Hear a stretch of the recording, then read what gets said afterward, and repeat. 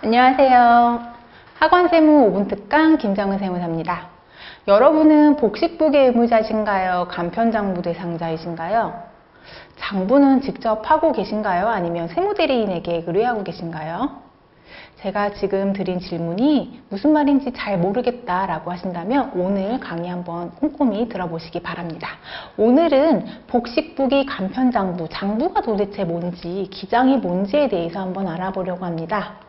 자, 기장이란 여러분들이 운영하고 계시는 학원 사업과 관련된 비용들을 증빙 서류에 의거해서 일일이 날짜별로 장부에 기록하는 것을 기장이라고 합니다. 자, 각 거래일별 내용을 꼼꼼히 장부에 기록하는 것인데요. 이렇게 하려면 일단은 복식부기 의무자인 경우에는 직전 연도 7,500만 원 이상이냐 아니냐에 따라서 의무가 구분됩니다. 즉 7,500만 원 이상이었다라고 한다면 올해 1월 1일부터는 무조건 복식부기로 장부 작성을 하셔야 되는 거고요. 장부 작성을 한다라는 것은 복식부기로 내년에 소득세 신고를 하셔야 된다는 뜻입니다.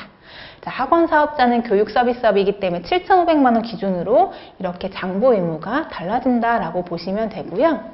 자, 그러면 기장을 도대체 왜 하라고 할까요? 귀찮게 일일이 날짜별로 다 구분을 해서 내용을 적어야 되는 기장을 왜 해야 될까요?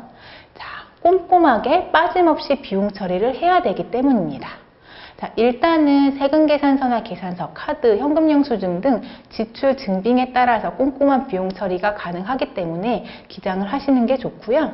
두 번째로 복식부기 의무자라면 복식부기에 의해서 소득세를 신고를 하게 되어 있습니다. 복식부기 의무자라 하면 의무입니다. 따라서 복식부기를 하지 않았다라고 한다면 장부가 없어요. 장부가 없기 때문에 내년에 소득세 신고를 할 때 추계로 신고를 할 수밖에 없습니다.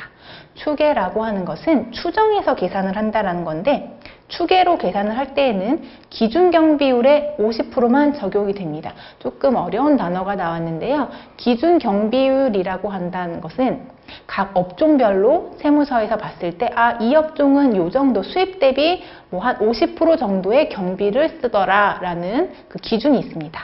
그 기준 금액이 기준 경비율의 50%만 적용이 돼요.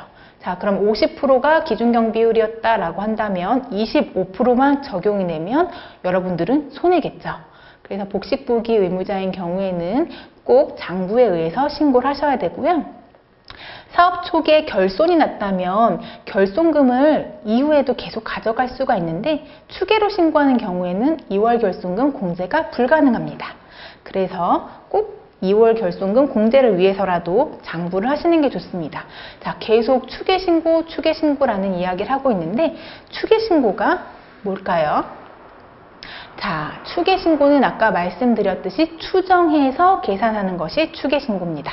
각각의 개개인별로 상황을 모르기 때문에 대략적으로 이 업종은 이 정도의 경비를 쓰더라 라고 정해져 있는 기준 경비율을 적용해서 비용만큼 제외하게 되고요. 그 금액은 개개인의 상황을 전혀 반영할 수가 없습니다. 내가 올해 특별히 간판도 새로 했어요. 책걸상도 새로 샀어요. 그렇지만 그런 것들은 전혀 반영되지 않습니다. 장부를 하지 않았기 때문이죠. 그래서 내가 이런 나의 상황을 반영하고 싶다라고 한다면 추계신고보다는 장부로 신고를 하셔야 좀 더 절세가 가능합니다. 특히 개원 초기에는 사업과 관련된 비용이 많고 또 수익 금액이 적기 때문에 장부를 안 하는 경우가 많으신데요. 결손이 났다라고 한다면 2월 결손금을 장기로 가져갈 수 있기 때문에 장부 작성을 꼭 하시는 것이 좋습니다. 오늘은 장부 작성 의무에 대해서 한번 알아봤습니다. 학원세무 5분 특강 김정은 세무사였습니다. 감사합니다.